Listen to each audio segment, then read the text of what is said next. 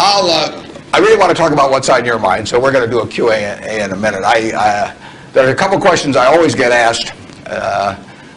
People always say, well, who should I go to work for when I get out? And I've got a very simple answer. We may elaborate more on this as we go along, but the real thing to do is to get going in for some institution or individual that you admire. I mean, it's crazy to take in-between jobs just because they look good on your resume or because you get a little higher starting pay. I was up at Harvard a while back, and a very nice young guy picked me up at the airport, Harvard Business School attendee, and he said, look, I went to undergrad here, and then I worked for X and Y and Z, and now I've come here.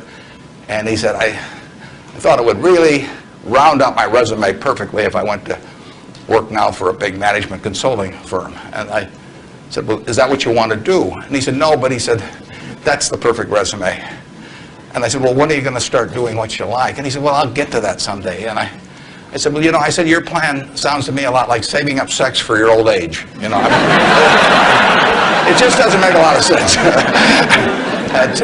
I told that same group, I said, go to work for whomever you admire the most. And I said, you can't get a bad result. You'll jump out of bed in the morning and you'll be having fun. And